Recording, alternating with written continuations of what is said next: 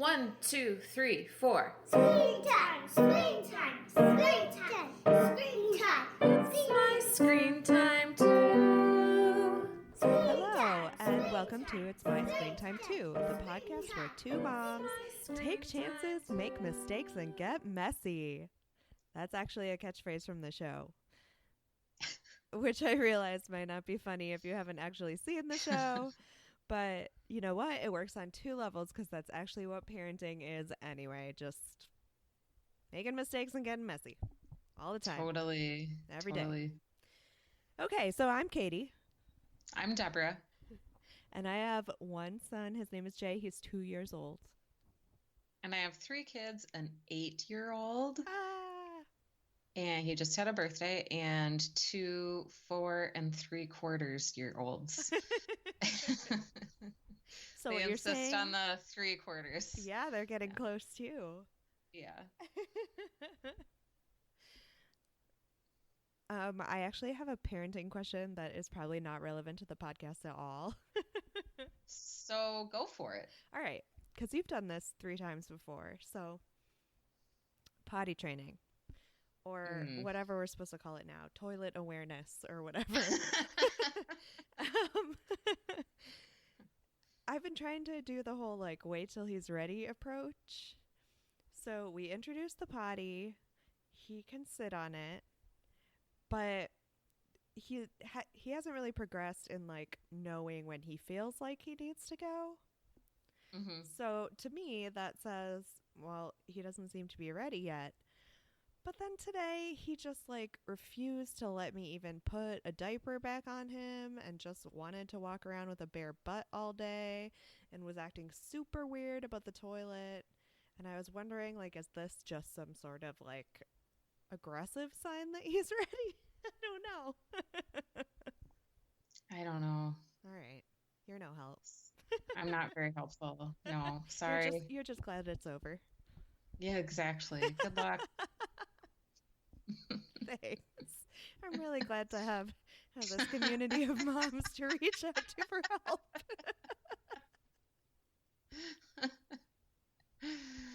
All right, tell me an adorable story about your kids. Well, my son Tony turned 8. His birthday is on Halloween, and he had a friend party the weekend before his actual birthday. And so he was super excited for Halloween. And I think this is completely adorable. Like after dinner, we got him 2 gifts and we brought him up and he was completely surprised. Like he had not expected any more presents because he got a couple presents from his friends at his party and his grandparents. My parents had given him something that weekend. And so it was just delightful. He was so grateful, and it was nice. Oh, way to raise a non-materialistic kid, Deborah. On that day, he surprised me. All right, we got the kid stuff out of the way. Now we can get down to business. It's all about us. Magic School Bus. Yeah! Rides again. All right, today we're talking about the Magic School Bus Rides Again, which is a remake of the show The Magic School Bus, and not a remake. I meant to say reboot because they're different. So in the show, a class of 5th graders, and I tried to keep track of all their names, but I may have missed them. So we have Arnold, Wanda, D.A., Ralphie, Keisha, Carlos, Tim, and new kid Jody, or possibly just Jody. I couldn't tell. I thought it was Joni. But... Oh, okay. Also possible.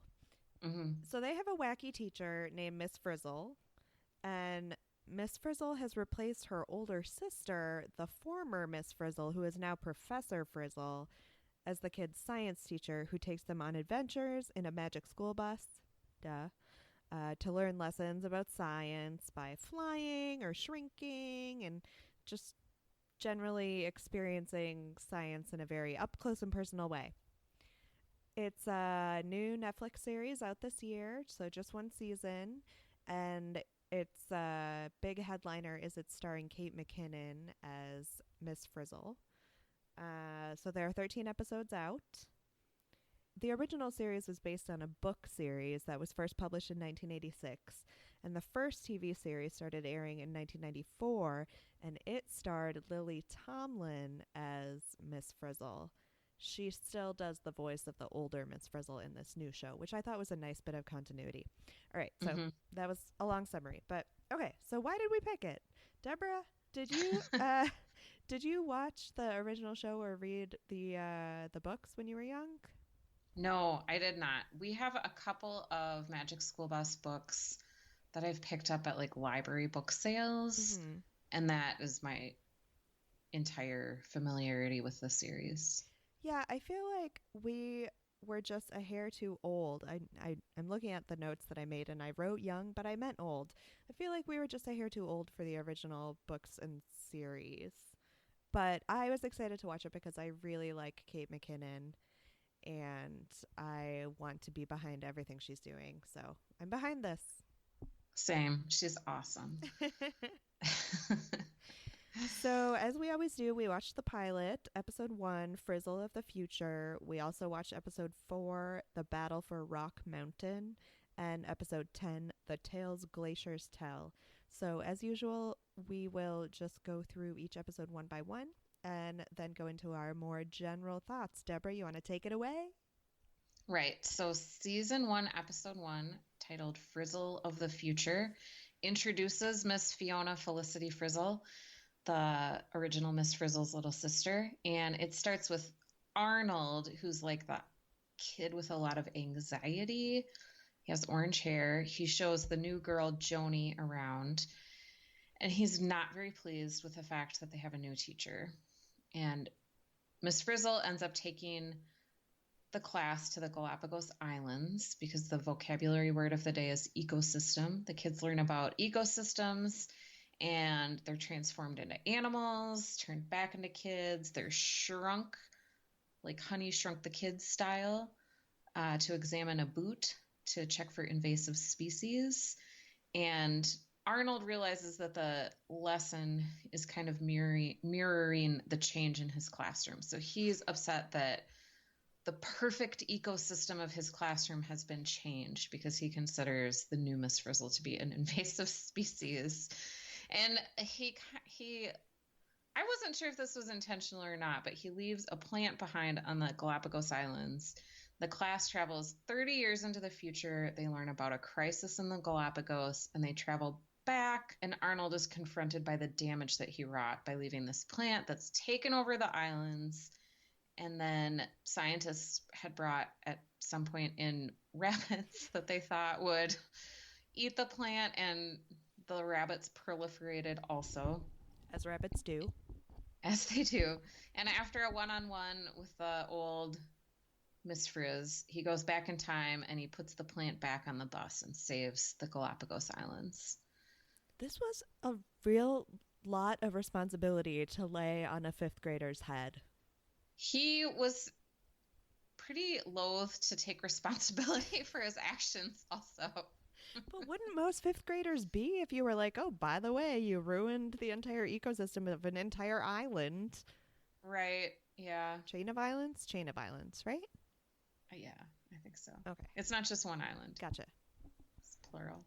Yeah, I sort of felt sorry for him, but he was so unadaptable that was kind of frustrating to watch him go through that. Also, the beginning of the show, they were coming in. Arnold made some mention to summer vacation. So wouldn't they be expecting a new teacher? Not in Magic School Bus Land, I guess. Because it's always the same. It's always the same kids. You're right. I'm injecting a level of reality that's just not there. But since we're talking about that heightened level of non-reality, irreality, wow, my vocabulary is awesome today. I would hate this, to be a student in a classroom like this. I would hate it, mostly because I am a super big chicken. I would definitely be the Arnold, possibly minus the destroying of an entire ecosystem with an invasive species.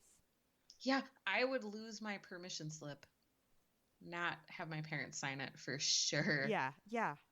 fake sick, go to the nurse's office. Like they go on scary adventures and she's always like running out of fuel for the magic school bus. At one point, when they're shrunk down to microscopic size and just climbing all over a dirty boot, they see these gigantic, hideous insects, and it's scary. Right. I was totally with Arnold on this one. Do you have any thoughts specific to the pilot? I liked it. I, not having ever seen the original and just being familiar with the books, I thought it was pretty true to the way that the books are. Mm. They are very, like, each book is a pretty in-depth lesson on a certain science topic. Mm-hmm. And they do go on adventures and they are crazy and death-defying. So I liked it. I think it's a fun concept. I thought Kate McKinnon was really good. No? I just found her to be kind of blah. And that could just be because the Ghostbusters remake is making its way through the premium cable channels, so I've been catching bits and pieces of it a lot. Mm-hmm. And I don't know if you saw that movie. I did. I liked it. She was so bonkers and just awesome, and she was just 1,000 kinds of weird, and I loved it. And she was obviously very toned down in this role of Miss Frizzle, which I think I was just hoping for a little bit more bonkers weird. Well, part of the joy of watching Kate McKinnon is her physicality, and if she's just voicing an animated character, you do miss out on that. That's a good point. That's a really good point. Did you notice? I know you never watched the original show, but they do use the original theme music from the first show. Mm-hmm. But I'll give you a gold star if you can guess who they had sing it for the new version. Ooh, I have no idea. Of course it's Lin-Manuel Miranda. Of course it is. Oh, no wonder I liked it. Yeah, we'll just put that in our word cloud for another shout out to Lin-Manuel Miranda. They needed some more hip cred. They're like, who's new? Who's hot now? Yeah. But I really did like that they did a throwback to the original and had Lily Tomlin come on as Professor Frizzle. It was nice that they... I guess what I'm saying is I preferred that it was a reboot to a remake. Mm-hmm. Yeah. All right, shall we move on to the next episode? Yes. Okay. So the second episode we watched was actually episode 4, called Battle for Rock Mountain. And, okay, so the class is preparing to fill a time capsule, which is apparently a thing that every TV school does. And I think every school. I didn't. My second grader just did a unit where they made a time capsule. Oh, okay, fine. Did you? I made one as a kid with some friends. Uh-huh. And I have no idea where we buried it or if it actually followed through, but it was something like we had all read it in a book together and thought it sounded awesome. Yeah. Like coming back in 20 years and digging it up. Mm-hmm. Yeah. All right. Well, none of my teachers ever cared about what gifts we had to give to the future, so we never did it.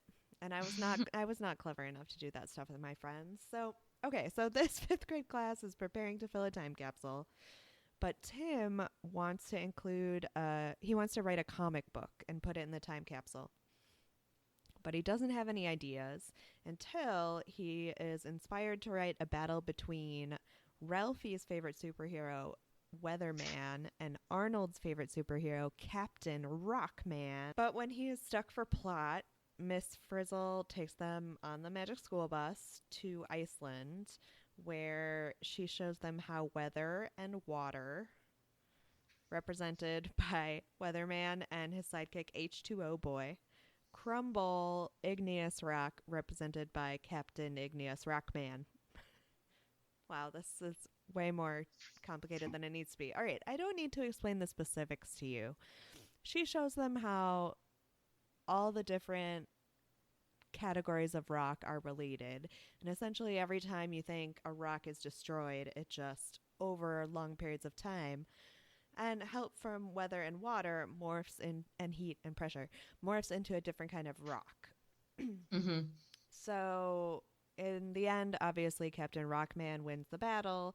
Tim finishes his comic book, and they put it in the time capsule. Like every episode, it's like a scientific lesson, but also helping one particular student with something. So Yeah.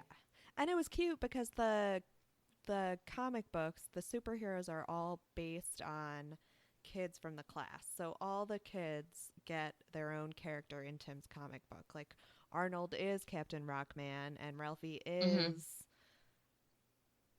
Weatherman, and then Carlos is Boy H2O, and the girls are, I don't know. Tectonic duo. Yeah, and Scarlet Scorch. So everyone That gets a was little part. funny because they were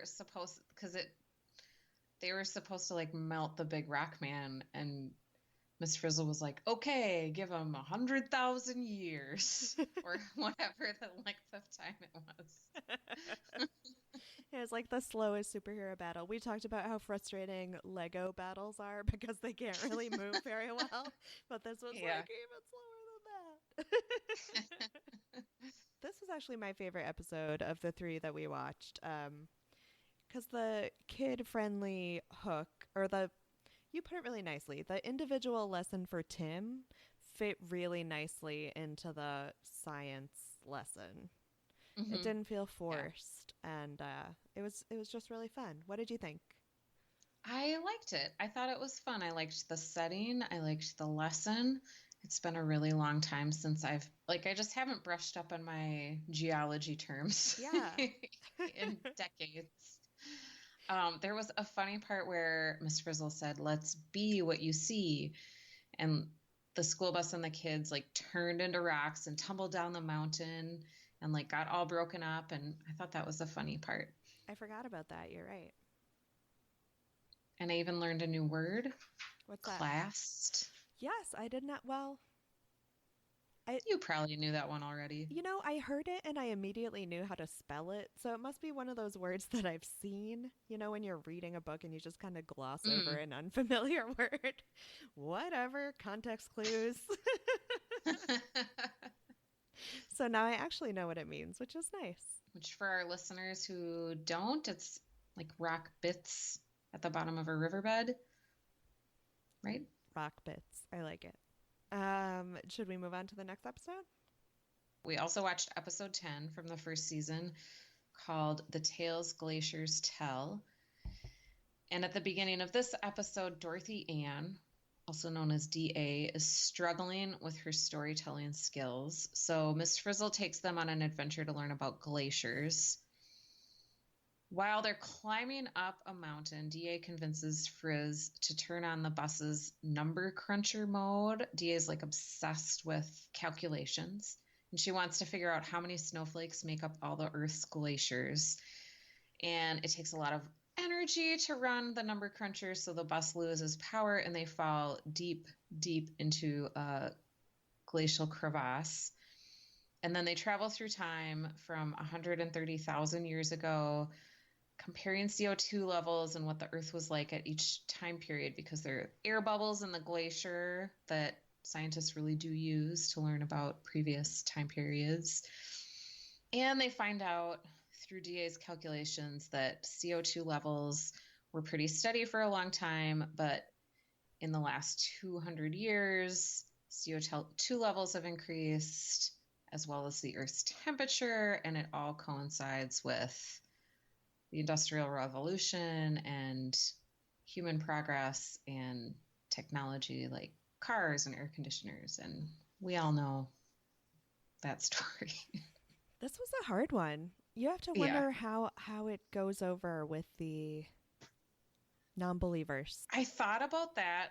Well, I read your show notes You did? before Oh I my watched gosh. that before I watched that last episode, and I was like, Curler, what are you talking about? Like, who can argue with geology?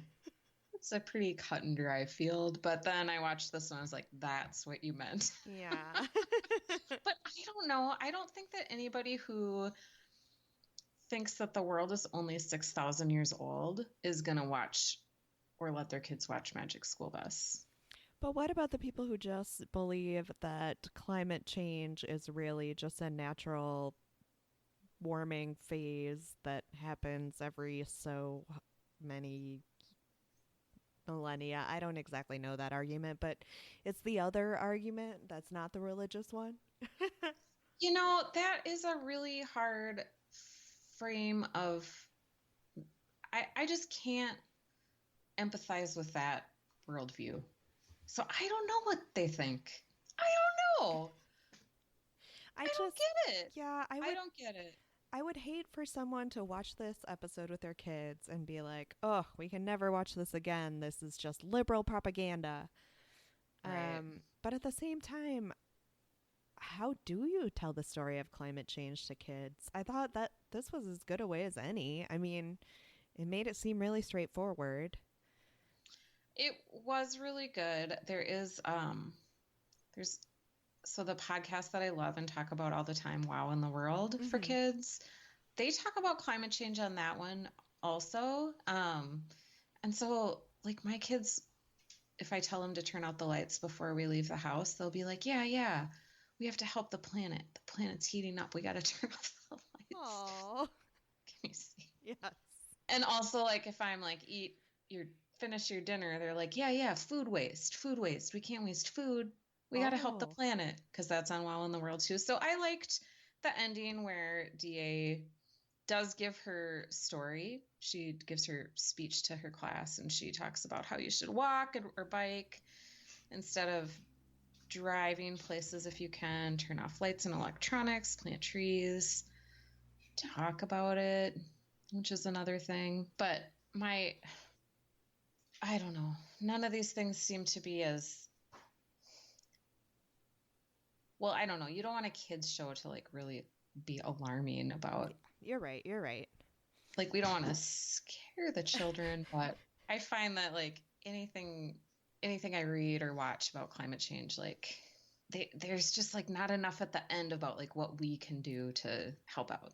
Yeah, it's frustrating because you just want to shake them and be like, recycling this one plastic bottle is not going to do it. Talk to Right. me about some high level changes. Right, right. Side note, so at the end, when DA finally learns how to tell a story and tells her triumphant story of climate change to the very receptive audience, she doesn't really learn how to tell a story. She uses a holographic bus as a prop. I don't really think she learned the I skills she was supposed to know. learn. I thought it was like the equivalent of like if your kid has a project for school, you can totally tell which parents like just made a PowerPoint Mm-hmm. for their kid or designed the poster and then had the kid like write their name on it. Yeah, it was cheating. I had visions of those like three-sided science fair display boards. And like you Mm-hmm. have the ones with like construction paper cutouts on them, and then you have the one with like the full panel Kinko's printout poster on it. Yeah, Mm-hmm. that was Yeah. definitely a Kinko's printout moment with the Magic School Bus. Yeah. Okay, boss, take it away. And again, circling back to the being terrified to be part of this class, DA's obsession with research and numbers literally almost kills everyone.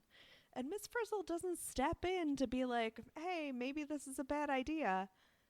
She almost kills all of her classmates. Yeah, I also thought it might have been a good moment to say, like, not everybody is going to be a great public speaker. That's true. A moment to talk about how everyone has different strengths.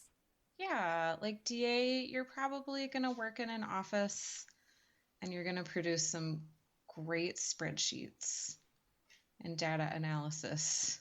And then one of your colleagues is going to present that data at conference. Or, I mean, they could have taken a totally different route to talk about the importance of data. I mean, I know they were trying to fit this into a climate change story, but it could have been a whole different science story about technology and the importance of data in modern life. Like, that's DA's jam. Oh, that's a good point. Yeah, I like that. I don't know. The STEM skills is a little too focused on the and not enough on the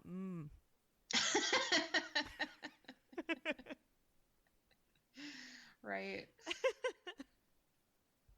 All right, should we move on to our general thoughts, which we're kind of already getting to? Sure. In the original show, and I know this means nothing to you because you never saw it, but you know the segment at the end of the episodes where they call up Professor Frizzle, who is still voiced by Lily Tomlin, and she kind of fact checks things about the show? Like, a kid will call up and be like, well, what did they really mean? Like, could you really find this in an Yeah. air bubble? So she would fact check at the end of every episode, but in the original series, that role was played by the producer of the show. So there was this meta moment where like kids would call up the producer of the show, Magic School Bus, who was a cartoon Oh. character voiced by Malcolm Jamal Warner, who would Oh. answer their questions in the same way. And I kind of loved the meta of it. Like, Mm-hmm. so I missed that a little bit. I know it was a little quibble of a thing. And then I found myself thinking about that. And I was like, well, why do I miss that? Is it because I have fond feelings about Malcolm Jamal Warner from watching The Cosby Show? And is it okay to still have fond feelings having to do with The Cosby Show? And then I just felt bad.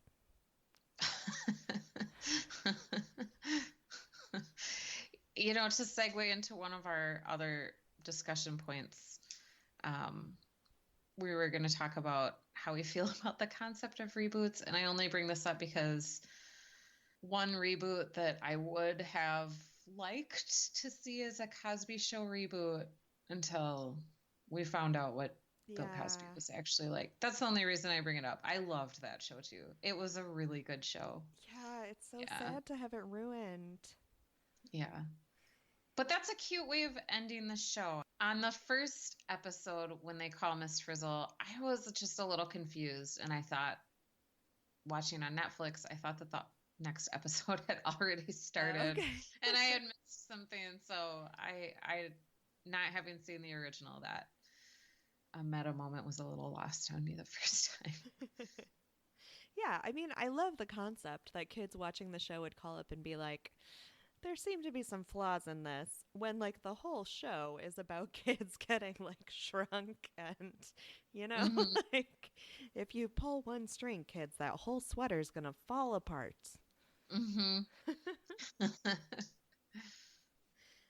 But let's go ahead and talk about reboots, because this did really get me thinking about the era of reboots that we live in. So how do you feel about that concept of reboots? Are you cool with them? Do you think they represent a new creative low?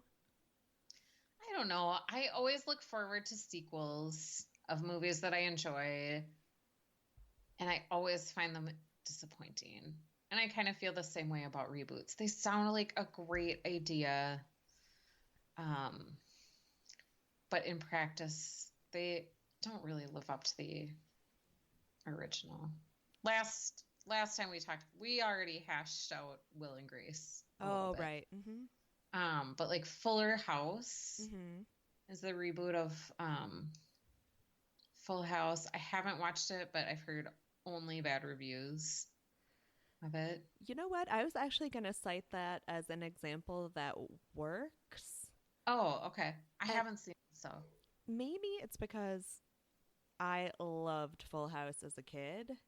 Yeah. And I have paid 0.01% attention to Fuller House.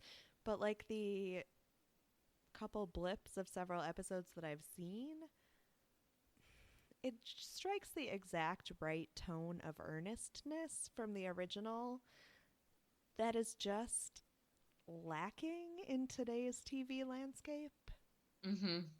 And as much as adults we mock that level of earnestness, like the whole after school special elements and the everything can be solved with a good chat with dad at the end of the day, obviously we mock that, but I don't know. I find the fact that it exists and that it's succeeding to be at least comforting. That makes sense. Plus, because I have fond feelings for the old show, I like that these actors are still getting work. Yeah, that's true. Oh, the Boy Meets World reboot. Yeah, did you ever watch that one? No, I forgot all about it until just now. I loved that show. Yeah, same. And I think the reboot was fairly popular, although it got canceled. The Disney Channel shows do that quite a bit, though, because don't they have like a reboot of That's So Raven with like now Raven is a mom Oh, and she has kids? yeah, yeah. I was wondering, was the Mickey Mouse Club, has that just been ongoing, or was that a reboot when it was like Britney Spears and Justin Timberlake? Yeah, it was rebooted in the early 90s. And it hadn't been ongoing. And I think I have heard tell of another reboot in the works. Okay, Like, that seems like a pretty successful one. But that's more like a, was that more like a variety show? yeah, Not like a fictional show, kind of like a drama? sketch show for kids. So I guess, like, weirdly, I come down on both sides of this. Like, I, like you, get excited about reboots and sequels because I liked the original property, but I Hmm. am simultaneously mad that they're not making more new stuff.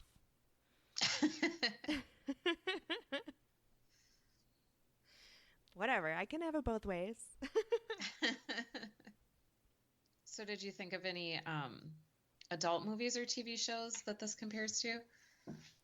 As usual, I got stuck on like one element of the show that I couldn't let go. So I was thinking about how every episode is like a new supernatural adventure. It Hmm. made me think of Quantum Leap or Sliders. Oh, good one. I was thinking X-Files a little bit Oh, for that yeah. same Hmm. reason. Did you ever watch that show and the name is escaping me? It had Pacey from Dawson's Creek, that Yeah, actor. Fringe. Yes, yeah, That was one that of made those me think. shows that I really liked, and I made it almost to the end, and then like I lost interest 5 episodes from the finale. It happens to me surprisingly often, but yeah, I think that was a really fun show. Oh, I heard that they are actually rebooting the Muppet Babies. Did you watch that show growing up? I feel like we've maybe mentioned that show. I loved that show. That was one of my brothers and my favorite shows. So It we'll was definitely so have to good. watch the reboot for the podcast so we can talk about it. Mm, I hope they do it justice. I It hope was so so great. too. Did you do any casting of the gritty HBO reboot? Boy, I could hardly get out of the SNL mindset with Lily Tomlin and Kate McKinnon. Hmm. So I would just watch like an hour-long special of like magic school bus skits done by various SNL cast members from over the years. Like Keenan Thompson would be hilarious as like a student being like, "Really, Miss Friz? Okay." That actually And like sounds awesome. I know, like, and like old cast members like Will Ferrell, like I think it could be hilarious. It could be really good. I don't know, Deborah. I feel like every once in a while you just really hit the jackpot with these HBO reboots. Because between this and the DC Superhero Moms group, I'm like totally down. I think we have a solid 2 hour block of programming. How uh, about you? so mine, Who would you cast in real life as Miss Frizzle? see, I feel like you just have to then cast Kate McKinnon. Like you were Yeah, saying, it would be so great yeah. to see her actually physically do the role.